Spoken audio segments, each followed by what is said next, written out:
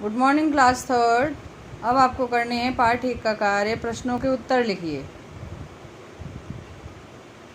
Class third में आए students के माता पिताओं से मेरा ये निवेदन है, कृपया आप अपने बच्चे की फ़ीस जमा करवा दें विद्यालय में। आपसे ये विनती है, थोड़ी थोड़ी करके करवा दीजिए ताकि विद्यालय का कार्य और शिक्षकों का कार्य भी अच्छे से चलता रहे। आपकी दी हुई फ़ीस से किसी का घर चलता रहेगा। लेकिन बच्चों, आपको काम में कोई कमी नहीं करनी है। आपको काम पूरा रखना है अपना, और अपनी पढ़ाई को जारी रखना है और बाहर नहीं निकलना है। तो अब हम करेंगे प्रश्नों के उत्तर। लिखिए, ये वाला कार्य करेंगे, प्रश्नोत्तर। पहला प्रश्न है, हम भाषा का प्रयोग क्यों करते हैं? क्यों करते हैं हम भाषा का प्रयोग? क्लास में होते तो आप उत्तर दे पाते मुझे। तो हम भाषा का प्रयोग इसलिए करते हैं, उत्तर लिखेंगे, भाषा के द्वारा हम अपने विचार दूसरों तक पहुंचाते हैं और दूसरों के विचार समझते हैं, इसलिए हम भाषा का प्रयोग करते हैं। ठीक है।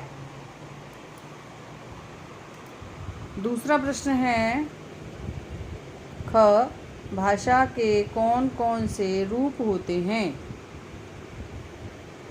ख, भाषा के कौन कौन से रूप होते हैं?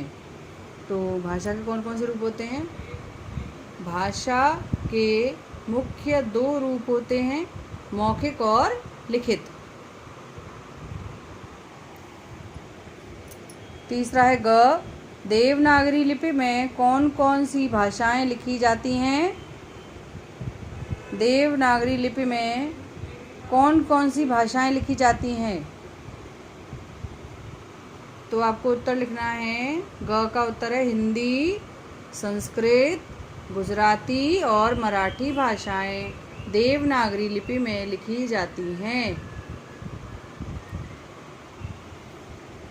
फिर है ख, घ, सांकेतिक भाषा भाषा के रूप में मान्य क्यों नहीं है?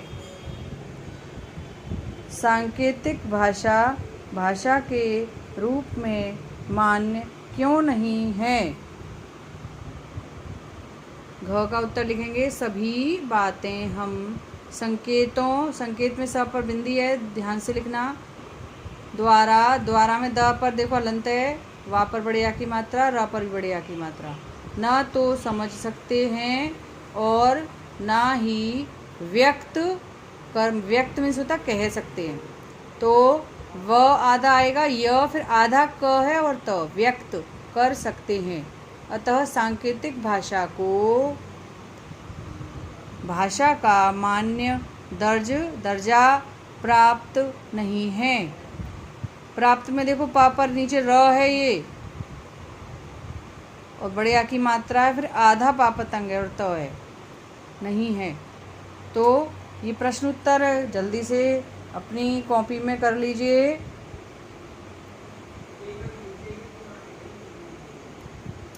और बोलकर ही लिखेंगे, धीरे धीरे बोल बोल कर लिखेंगे तो आपको ये याद भी हो जाएंगे जल्दी से। फिर देखिए,